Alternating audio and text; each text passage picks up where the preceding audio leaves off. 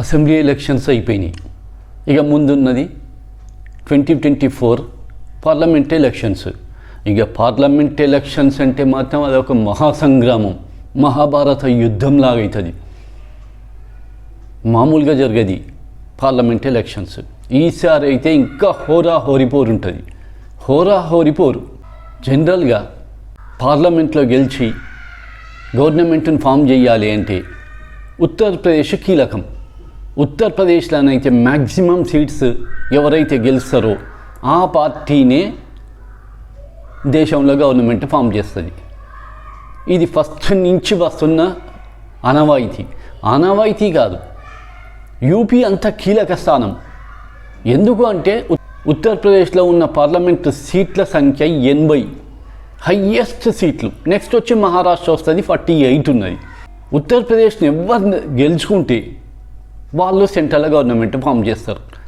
ఉత్తరప్రదేశ్ను కోల్పోయినలా సెంట్రల్లో government form చేసే ఛాన్సే ఉండదు. అయితే ఇప్పుడు దేశ రాజకీయాలల్లో మొత్తంలో ఉత్తరప్రదేశ్ కీలక పాత్ర వహిస్తుంది. సరే, మిగతా రాష్ట్రాలు కూడా ఉన్నాయి కీలక పాత్ర వహించేటి ఈసారి. కాకపోతే యూపీ ఎప్పటికైతే ప్రాముఖ్యత ఉంటుంది యూపీది. అదే ఉత్తరప్రదేశ్కి సంబంధించిన బహుజన సమాజ్ పార్టీ అధినేత కుమారి మాయావతి 3 days బ్యాక్ ఒక ప్రెస్ మీట్ మాట్లాడింది. ఈ మధ్యకాలంలో మాయావతి పెద్దగా ఎక్కడ మాట్లాడలే. ఈవెన్ ఇండియా గఠబంధన్ ఉన్నది కదా, ఆపోజిషన్ పార్టీల కూటమి ఇండియా అలయన్స్ ఉన్నది కదా, ఆ కూటమిలో కూడా జాయిన్ కాలేదు ఇప్పటికీ. కొంత బీజేపీ వైపే మొగ్గు చూపుకుంటున్నది మాయావతి. అట్లాంటి మాయావతి గారు 3 days బ్యాక్ ఒక ప్రెస్ మీట్ పెట్టిండు. ఈ ప్రెస్ మీట్లో ఏం మాట్లాడిందంటే, రాజకీయాలలో ఎవరితోటైనా ఎప్పుడైనా అవసరం పడవచ్చు, వీళ్ళతోటి అవసరం పడది, వీళ్ళతోటి అవసరం పడుతుంది అనేది లేదు. ఎవరితోటి ఎప్పుడైనా అవసరం పడవచ్చు, ఇంకెవరితోటైనా కలిసే ఛాన్స్ ఉంటుంది. ఈ బీజేపీతోటే కలవచ్చు, ఇండియా కూటమితోటి కలవద్దు. ఎలక్షన్లలో ఎవరితోటైనా కలిసే ఛాన్స్ ఉంటుంది. ఏ ఒక్క పార్టీతోటే కలవాలనే ఛాన్స్ ఉండదు. బీజేపీతోటే కలవచ్చు, ఇండియా కూటమితోటే కలవచ్చు, చెప్పలేము. రాజకీయాలు అట్లాంటి పరిస్థితులు అట్లా వస్తాయి అనే ఉద్దేశంతో చెప్పింది. ఈ స్టేట్మెంట్ దేశాన్ని ఊపిపడేసింది, దేశ రాజకీయాలను ఒక్కసారి కుదిపిపడేసింది. ఇటు ఇండియా అలయన్స్ వాళ్ళు మాయావతి మా వైపు వస్తుందా అని సంతోషపడ్డారు. అటు బీజేపీ వాళ్ళు మాకు సపోర్ట్ ఇవ్వకుండా పోయి ఆపోజిషన్ కూటమిలో మాయావతి జాయిన్ అవుతుందా అని వాళ్ళు కలవరపడ్డారు. ఒక్క మాయావతి గురించి దేశం మొత్తం చర్చ ఎందుకు జరిగిందంటే, యూపీలో ఉన్న ఇంపార్టెన్స్ మాయావతికి అంతున్నది. మాయావతి మామూలు లీడర్ కాదు, టాల్ లీడర్. ఎస్సీ కమ్యూనిటీలా, షెడ్యూల్ క్యాస్ట్ కమ్యూనిటీలా మాయావతి తిరుగులేని నాయకురాలు. అందులో ఉత్తరప్రదేశ్లో మాత్రం మాయావతి ఎట్లా అంటే అట్లనే. మాయావతి మీద రాజకీయం మొత్తం డిపెండ్ అయి ఉంటుంది, యూపీ రాజకీయం. అందుకే మాయావతి యూపీకి ముఖ్యం. యూపీ దేశంలో గవర్నమెంట్ ఫామ్ చేయడానికి ముఖ్యం, అవసరం. ఇది మాయావతికి ఉన్న ఇంపార్టెన్స్. మాయావతి అసలైతే యాక్చువల్గా కొంత బీజేపీ వైపే మొగ్గు చూపింది. ఎందుకు అంటే దానికి రీజన్ వచ్చి కొన్ని అవినీతి కేసులు ఉన్నాయి మాయావతి మీద. ఈడీ, సిబిఐ, ఇన్కమ్ ట్యాక్స్లు ఎట్లా ఉన్నాయి కదా. వీటి భయానికి కాదు అంటే జైలుకి పోయే పరిస్థితే మాయావతి. కేసు ఏమవుతుంది తర్వాత విషయం. శిక్షలు పడతాయంటే ఈడీ పెట్టిన కేసులలో 0.5% కూడా శిక్షలు పడతలేవు. అసలు శిక్షలు పడతలేవు ఈడీ అంటే ఎటువంటి ఎవిడెన్స్లు ఉంటలేవు. అయినా కేసు పెడితే ఏంది అంటే 2 ఏళ్ళ వరకు బెయిల్ రాదు. పిఎంఎల్ఏ చట్టం కింద కేసు పెడుతుంది ED, prevention of money laundering act. ఈ భయంతో మాయావతి ఎటూ చెప్పక దేశంలో ఉన్న ఆపోజిషన్ పార్టీలు మొత్తం 28 పార్టీలు కలిసి కూటమి ఏర్పడ్డాయి, ఇండియా కూటమి. అయినా కూడా భయానికి మాయావతి మాత్రం ఇటువైపు కూడా చూడలే. బీజేపీ అనేది ఏంటి అంటే మాయావతిని సపరేట్గా పోటీ చేయమని. సపరేట్గా పోటీ చేస్తే ఆపోజిషన్ ఓట్లన్నీ చీలిపోతాయి, మళ్ళీ బీజేపీ గెలుస్తుంది ఉత్తరప్రదేశ్. బీజేపీ ఉత్తరప్రదేశ్లో గెలిస్తే మళ్ళీ సెంట్రల్లో ఈసారి బీజేపీ గవర్నమెంట్ ఫామ్ చేస్తుంది. ఇది బీజేపీ నాయకుల ఉద్దేశం. ఉత్తరప్రదేశ్లో 2019 ఎలక్షన్లలో బీజేపీకి పోలైన ఓట్లు పర్సెంటేజ్ ఎంత అంటే 43.82% పోలైనవి బీజేపీకి, 43% అనుకోరాదండి. ఎస్పీ సమాజ్వాదీ పార్టీకి వచ్చి 36.60% పోలైనవి, 36% అరౌండ్. కాంగ్రెస్కి వచ్చి 2.33% పోలైనవి. ఒకవేళ కనుక సమాజ్వాదీ పార్టీ కాంగ్రెస్ అలయన్స్లు ఉన్నాయి ఇప్పుడు, ఈ రెండిటి కలిపినా కూడా ఓన్లీ 38.93% అవుతాయి, అంటే 39% అవుతాయి. బీజేపీ 43% చిల్లరుతున్నది. బీజేపీని అట్లా కూడా సరిపోతలేదు, అట్లా కూడా సరితూగుతలేదు సమాజ్వాదీ పార్టీ కాంగ్రెస్ పార్టీ కలిసినా కూడా యూపీలో. అయితే కనుక ఒకవేళ కనుక మాయావతి ఈ అలయన్స్లకు వచ్చిందనుకోండి, మాయావతికి వచ్చి 12.88% ఓటు పర్సెంటేజ్ ఉన్నది మాయావతికి ఉత్తరప్రదేశ్లో. ఇప్పటికీ 12.88 ఉన్నాయి. ఈ 12.88% కనుక వీళ్ళకు తోడైతే ఇటు సమాజ్వాదీ పార్టీ కాంగ్రెస్ పార్టీ మాయావతి కలిస్తే 51.81% అవుతుంది. బీజేపీకి వచ్చి 43.82% ఉన్నది. అంటే ఈ మూడు కలిస్తే బీజేపీ కంటే చాలా ఎక్కువ పర్సెంటేజ్ ఉంటుంది. 43 ఎక్కడ, 51 ఎక్కడ. అసలైతే మాయావతికి వచ్చి 19% వరకు ఉండేది, 19% ఓట్ పర్సెంటేజ్ ఉండేది.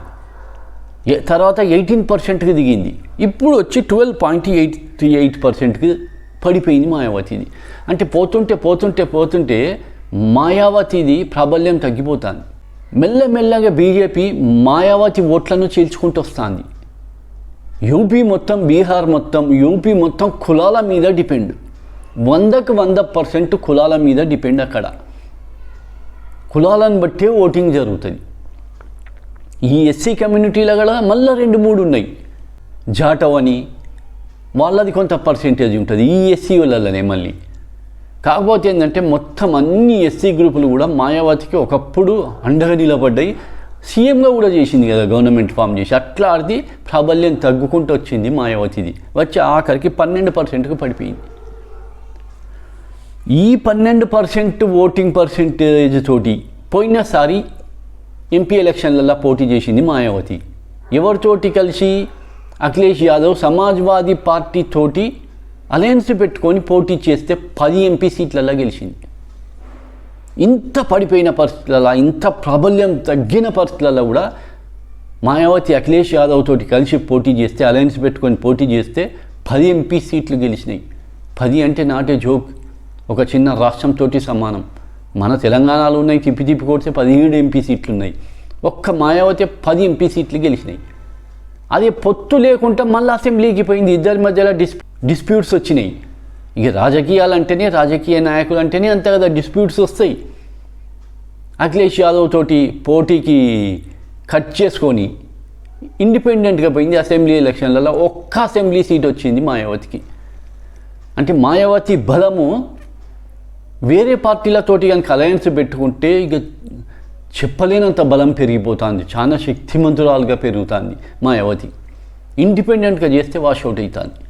అంటే మాయావతికి వచ్చి అలయన్స్ పెట్టుకోవడం అనేది కంపల్సరీ, లేకపోతే డెక్లైన్ మొత్తం క్షీణిస్తుంది. రోజుకు పార్టీ క్షీణించిపోతుంది.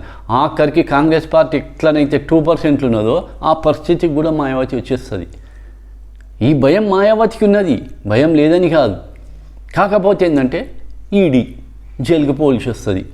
ఈ మధ్యలోనే వాళ్ళ అల్లుడిని, అన్న కొడుకును తనకు వారసునిగా ప్రకటించింది మాయావతి.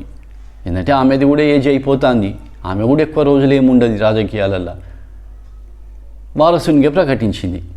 ఇప్పుడు కనుక బీజేపీ తోటి కనుక భయానికి పోయి ఇండిపెండెంట్గా పోటీ చేస్తే మాయావతి బహుశా ఇదే ఆఖరి ఎలక్షన్స్ బీఎస్పీకి వాషౌట్ అయిపోతుంది. ఇది తెలియక కాదు మాయావతికి, అరెస్ట్ భయం అంతే. ఓ సంవత్సరంన్నర పైన జైలు ఉండాలి. ఇగో ఈ భయానికి ఇన్ని రోజులు లొంగి ఉన్నది. మరి ఇప్పుడు ఏదో కొద్దిగా అలయన్స్ వైపు, అపోజిషన్ పార్టీల కూటమి వైపు ముగ్గినట్టుగా కనబడుతుంది. ఇదే కనుక జరిగితే ఇటు వచ్చి RLD Jayant Chaudhary, SP Akhilesh Yadav, BSP Mayawati, Congress, ఇక వీళ్ళందరూ కలిసి పోటీ చేస్తారు. పోటీ చేస్తే బీజేపీకి చాలా గడ్డు పరిస్థితి, 40 సీట్లు కూడా రావు. ఇప్పుడు 65 సీట్లు వచ్చినాయి. ఇప్పుడు మ్యాక్సిమం వచ్చినాయి, ఇక అంతకంటే ఏమొస్తాయి, 80 సీట్లకు 65 సీట్లు తెచ్చుకున్నది. వీళ్ళందరూ కలిసి కనుక పోటీ చేస్తే 40కి కిందికి పడిపోతుంది. 40కి కిందికి కనుక పడిపోతే, లోపలికి పడిపోతే సెంట్రల్లో బీజేపీ రాదు. అందుకే ఈ ఆపోజిషన్ కూటమి మొత్తం కూడా అలయన్స్ అయ్యి యూపీ మీద కాన్సన్ట్రేట్ చేస్తాను. అసలైతే రీసెంట్గా 5 రాష్ట్రాల ఎలక్షన్స్ రిజల్ట్ వచ్చే ముందు వరకు కూడా బీజేపీ చాలా పరిశాన్లు ఉన్నది. చాలా కంట్రీ వైడ్గా కూడా నెగటివ్ ఇంపాక్ట్ తోటి ఉన్నది బీజేపీ. ఈ ఎలక్షన్లల్లో 220 సీట్స్ దాటయి 272 సీట్స్ వస్తే గవర్నమెంట్ ఫామ్ అవుతుంది.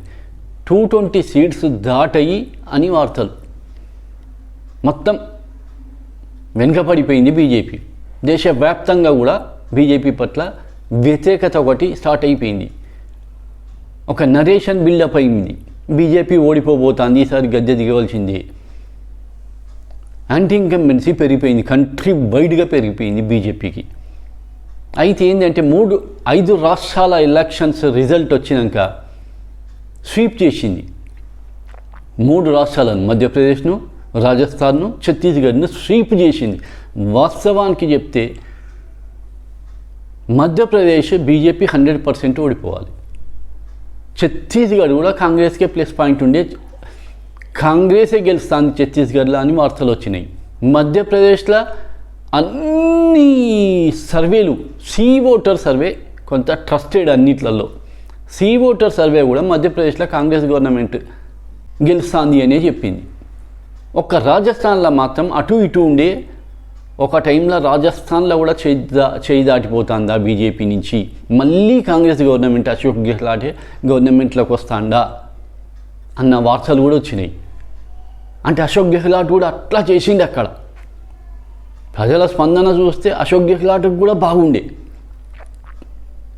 మొత్తానికైతే రిజల్ట్ వచ్చింది, బీజేపీ అక్కడ గెలిచింది. మధ్యప్రదేశ్లో థంపింగ్ మెజార్టీ తోటి, థంపింగ్ అంటే థంపింగ్ మెజార్టీ తోటి, ఊహలకు అందని మెజార్టీ తోటి బీజేపీ ఆడ గెలిచింది. దీంతో ఒక్కసారి డౌట్లు మొదలైపోయినాయి. ఓడిపోయే పార్టీ ఎట్లా గెలిచింది మధ్యప్రదేశ్లో? చిన్నగా నరేషన్ బిల్డప్ అయిపోయింది, ఒక ఒపీనియన్ క్రియేట్ అయిపోయింది, దేశం మొత్తం క్రియేట్ అయిపోయింది. అది ఏంది అంటే ఈవీఎంల కుంభకోణం జరిగింది, ఈవీఎంల స్కామ్ జరిగింది, ఈవీఎంల ట్యాంపరింగ్ జరిగింది, ఈవీఎంల హ్యాక్ జరిగింది అన్నది చిన్నగా స్టార్ట్ అయింది. మధ్యప్రదేశ్లో కాంగ్రెస్ సీనియర్ లీడర్ దిగ్విజయ్ సింగ్ మొదలుపెట్టిండు దీని మీద. ఇక ఎవిడెన్స్లతో సహా మొత్తం బయటికి వచ్చి దేశం మొత్తం ఈవీఎంలది మోగిపోతుంది. దేశం మొత్తం మధ్యప్రదేశ్లో బీజేపీ గెలిచే పరిస్థితి లేదు అసలు. సంజయ్ శర్మ అని ఒక రిపోర్టర్ ఉన్నాడు, 4 PM న్యూస్లో వస్తాడు. సంజయ్ శర్మ మధ్యప్రదేశ్కి పోయిండు, చాలా రోజులు నడే ఎలక్షన్ల ముందు 1000 మందిని అడిగిండు, ఏ పార్టీ గెలుస్తుంది, బీజేపీ పరిస్థితి ఎట్లున్నది అంటే, ఈసారి బీజేపీ పరిస్థితి ఘోరంగా ఉన్నది, బీజేపీ పార్టీ ఈసారి ఎలక్షన్లలో గెలవది అని 1000 మందిని అడిగితే 800 మంది చెప్పిందట. ఎంపీ మొత్తం జరిగిండు, 800 మంది బీజేపీ ఓడిపోతుంది అని చెప్పిండు. ఢిల్లీ నుంచి ఒక 12 మంది రిపోర్టర్లు పోయిండు, 95% బీజేపీ ఓడిపోతుందని అక్కడ ప్రజలు చెప్పిండు. మధ్యప్రదేశ్లో గెలిచే క్వశ్చనే లేదు, ఓడిపోయింది అసలు బీజేపీ. ఈవీఎం ట్యాంపరింగ్ జరిగింది, మొత్తం బయటకు వచ్చేసింది. అసలు యాక్చువల్గా ఈ 3 రాష్ట్రాలల్లో బీజేపీ ఓడిపోయినా ఫరక్ పడకపోవు. ఎందుకు అంటే 2019 ఎలక్షన్లలో రాజస్థాన్లో కాంగ్రెస్ పార్టీ గెలిచింది, అశోక్ గెహ్లాట్ సీఎం అయింది. తర్వాత పార్లమెంట్ ఎలక్షన్స్ అయినాయి, అంటే అసెంబ్లీ ఎలక్షన్లో గెలిచింది కాంగ్రెస్ పార్టీ, రూలింగ్లు ఉన్నది కాంగ్రెస్ పార్టీ. తర్వాత వచ్చి పార్లమెంట్ ఎలక్షన్స్ జరిగినాయి 2019. 25 ఎంపీ స్థానాలు ఉంటే మధ్యప్రదేశ్లో 25కి 25 బీజేపీ గెలిచింది. అంటే అసెంబ్లీ ఎలక్షన్లల్లో ఒక తీరు గేసిండ్రు, కాంగ్రెస్కి వేసిండ్రు ఓటు. పార్లమెంట్ ఎలక్షన్లలో బీజేపీకి వేసిండ్రు నరేంద్ర మోదీని చూసి. అసలు ఈసారి 3 రాష్ట్రాలలో ఓడిపోయినా కూడా నరేంద్ర మోదీ ఫేస్ వాల్యూ మీద బీజేపీకే పడుకోవచ్చు ఓట్లు పార్లమెంట్ ఎలక్షన్లల్లో. అట్లాంటి దాన్ని చెడగొట్టుకున్నది బీజేపీ. ఈ ఈవీఎంల కుంభకోణం స్కామ్ చేసి చెడగొట్టుకున్నది, మొత్తం చెడగొట్టుకున్నది. అంటే ఇక ఇప్పుడు మధ్యప్రదేశ్లో రోడ్ల మీదకి ఎక్కింది కాంగ్రెస్ పార్టీ. డైరెక్ట్ డిస్ప్లే చేసిండ్రు ఎట్లా హ్యాకింగ్ జరుగుతుంది, చాలా ఈజీగా హ్యాకింగ్ జరుగుతుంది అని. దిగ్విజయ్ సింగ్ అయితే డెమాన్స్ట్రేషన్ కూడా ఇచ్చిండు. ఎన్నో మామూలుగా యూట్యూబ్ ఛానళ్ళు చాలామంది ఎక్స్పర్ట్స్ను తీసుకొచ్చి, పెద్ద ఎక్స్పర్ట్స్ 30 ఏళ్ళ నుంచి సాఫ్ట్వేర్లు ఉన్నోళ్ళు, IIT 90లో చేసిన ఒకతను, ఆయనతోటి డెమాన్స్ట్రేషన్ ఇప్పిస్తే ఆయన ఒక మిషనే తయారు చేసిండు. మొత్తం తప్పుపడతాయి. ఇట్లా మొత్తం ఆఖరికి పోయి నరేంద్ర మిశ్రా అనే ఒక అడ్వకేట్ కూడా పోయి సుప్రీంకోర్టులో కేసు వేసిండు. మొత్తం వాదనలు అయిపోయినాయి. ఒకవేళ కనుక క్యాన్సల్ అయితే 3 రాష్ట్రాలు మధ్యప్రదేశ్, రాజస్థాన్, ఛత్తీస్గఢ్ ఎలక్షన్లు క్యాన్సల్ కూడా అయ్యి పార్లమెంట్ ఎలక్షన్లతోటి కావచ్చు.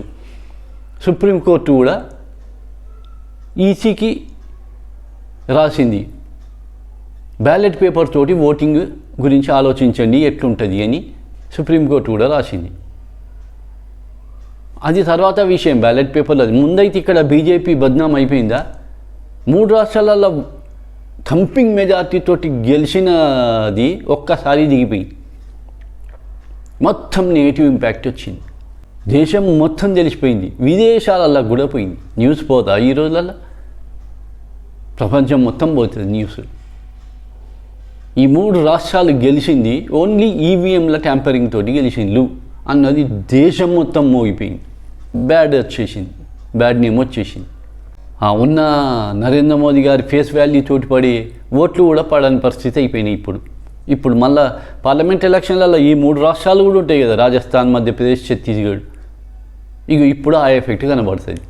దానికి తోడు మధ్యప్రదేశ్లో ఒకటి శివరాజ్ సింగ్ చౌహాన్ తీసేసిండ్రు. ఏదైతే ఓట్లు పడ్డాయో మధ్యప్రదేశ్లో శివరాజ్ సింగ్ చౌహాన్కి వేసినాం మేము. శివరాజ్ సింగ్ చౌహాన్ సీఎం అవుతాడని వేసినాము. తీసుకొచ్చి అక్కడ మోహన్ యాదవ్ అనే అతన్ని తీసుకొచ్చి సీఎంగా చేసిండు. ఈయన శివరాజ్ సింగ్ చౌహాన్ మంత్రివర్గంలో మంత్రిగా పనిచేసిండు. దీంతో భగ్గుమన్నది మధ్యప్రదేశ్. లేడీస్ అయితే ఇక ఒక జ్వాలలాగా భగ్గుమన్నది, ఒక అగ్నిపర్వతం తిరిగే భగ్గుమన్నది మధ్యప్రదేశ్లో. అక్కడి గవర్నమెంట్కు వ్యతిరేకంగా పడతాయి ఈసారి, బీజేపీకి వ్యతిరేకంగా పడతాయి మధ్యప్రదేశ్లో వచ్చి. రాజస్థాన్ వసుంధరా రాజే సింధియా సీఎం అవుతుంది అని అసలు యాక్చువల్గా మొత్తం స్టేజ్ మీద నిలబడ్డారు. ఒక స్లిప్ వచ్చింది, ఆ స్లిప్లో సీఎం పేరున్నది. వసుంధరా రాజే సింధియాకి ఇచ్చిండు మన రక్షణ శాఖ మంత్రి. ఆ స్లిప్ని ఇచ్చిండు.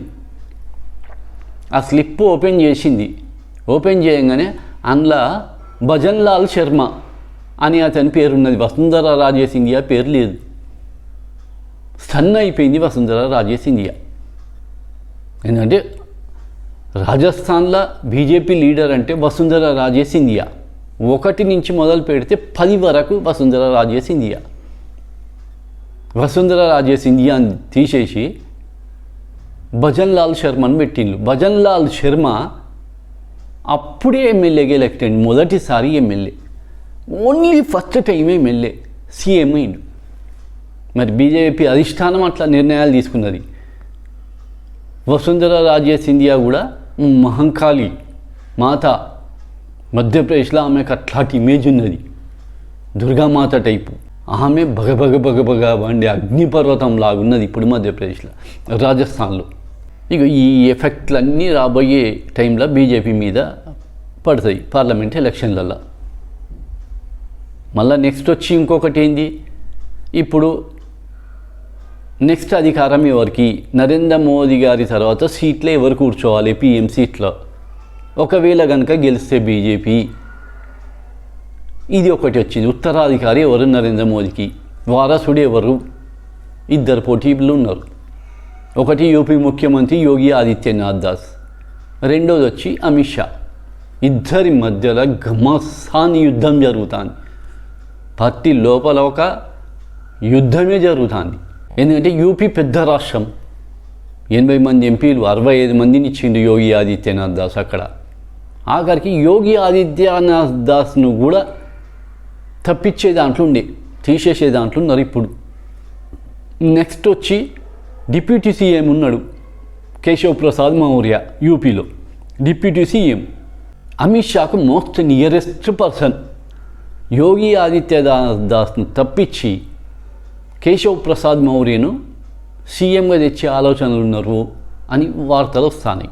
మరి యోగిని తీసేసేంత ధైర్యం చేస్తారా అన్నది ఒకటి ఆలోచన. ఎందుకంటే యోగి అక్కడ మామూలు కాదు. యోగి ఈ పదవి పోయినా కూడా ఆయనకు ఒక సంస్థ ఉన్నది, హిందూ వాహిని అనే సంస్థ యూపీలో ఉన్నది. అది చాలా బలంగా ఉన్నది. ఈవెన్ బీజేపీ నుంచి పోటీ చేయొద్దన్నా కూడా ఆయన ఎంపీలను నిలబెట్టే పరిస్థితి ఉన్నది. హిందూ వాహిని సంస్థ నుంచి అంత బలం ఉన్నది. కాకపోతే ఏంటంటే యోగిని తప్పించైనా గెలిపించగలము బీజేపీని అక్కడ అని బీజేపీ పెద్దలది ఆలోచన. యోగిని పక్కకు పోయినా పర్వాలే, ఆడ బీజేపీని గెలిపించగలుగుతాము అనే ఆలోచనతోటి ఉన్నారు. యోగిని కనుక తప్పిస్తే అమిత్ షాకు దారి సాఫ్ అయిపోతుంది, క్లియర్ అవుతుంది రూట్. కాకపోతే ఏంటంటే ఇప్పటి వరకు అయితే ఆ ధైర్యం చెయ్యలే. ఇంకా మధ్యప్రదేశ్లో శివరాజ్ సింగ్ చౌహాన్ను తీసేసిండ్లు, రాజస్థాన్లో వచ్చి వసుంధరా రాజే సింధియాని తీసేసిండ్లు. నెక్స్ట్ వచ్చి యూపీ టార్గెట్ ఉన్నది ఇప్పుడు. కాకపోతే ఏంటంటే ఇంకా అంత ధైర్యం చేయగలుగుతారా యోగిని తీసేసేంత ధైర్యము అనేది ఒకటి ఉన్నది. కాకపోతే ఏంటంటే 4 months ఉన్నది. ఈ 4 monthsలలో ఏదైనా మార్పు జరిగితే జరగవచ్చు. ఇక ఈసారి ఉత్తరప్రదేశ్లో ఈ ఇండియా గఠబంధన్, ఇండియా అలయన్స్ ఎంతో కొంత బలం చూపించాలి. అక్కడ కనీసం 30 seats వరకన్నా తెచ్చుకోవాలి. 30 సీట్లన్నా అక్కడ తెచ్చుకుంటే పోటీలకు వచ్చేస్తుంది. 40కి కిందికి పడిపోయింది అనుకోండి బీజేపీ, ఆడ ఇప్పుడు 65 ఉన్నాయి. 40 కిందికి పడిపోతే బీజేపీ పరిస్థితి చాలా కష్టం. ఇప్పటికే వ్యతిరేకతతోటి ఉన్నది కంట్రీ వైడ్గా, అది వాళ్ళకు కనబడతలేదు. యాంటీ ఇన్కంబెన్సీ అనేది వాళ్ళకు కనబడతలేదు. ఒక సైలెంట్ వేవ్ లాగున్నది యాంటీ ఇన్కంబెన్సీ, దేశవ్యాప్తంగా ఉన్నది. అది మన తెలంగాణ రాష్ట్రంలో కూడా రిఫ్లెక్ట్ అయింది. అంటే ఒక చేంజ్ కావాలి అన్నది ఒకటి కనబడుతుంది, కంట్రీ వైడ్గా కనబడుతుంది. ఒక చేంజ్ని మాత్రం కోరుకుంటాను, బయటికి వస్తలేదు. అది ఒక సైలెంట్ వేవ్ లాగున్నది. తెలంగాణలో చూసుకుంటే పెద్ద పెద్ద హేమాహేమీలు, బీజేపీలు 4 ఓడిపోయిండ్రు. హేమాహేమీలు, ఈటల రాజేందర్ ఓడిపోయిందా, రఘునందన్ ఓడిపోయిందా, సోయం బాబురావు ఓడిపోయిందా, ఎంపీ అరవింద్. హేమాహేమీలు వీళ్ళు 4 ఓడిపోతారని నేను కలలు అనుకోలే. అసలు ఒక్కరు కూడా ఓడిపోతారు అనుకోలే. 4కి 4 గెలుస్తారు అనుకున్నా. అంటే ఒక చేంజ్ని అయితే కోరుకుంటాను. ఎందుకంటే 2 terms అయింది. 2004లో కూడా సేమ్ జరిగింది వాజ్పేయి. నెక్స్ట్ టైం ఎలక్షన్లకు పోయింది 2004లో. రిపీట్ అవుతుంది అనుకున్నారు, మళ్ళీ గెలుస్తాము అనుకున్నారు ఎలక్షన్లల్లో. ఒక స్లోగన్ ఇచ్చింది అప్పుడు బీజేపీ, ఇండియా ఈజ్ షైనింగ్ అని. ఇండియా వెలిగిపోతుంది. ఇప్పుడే వెలిగిపోతలేదు ఇండియా, ఇప్పుడు వెలిగిపోతలేదు ఇండియా. ఓన్లీ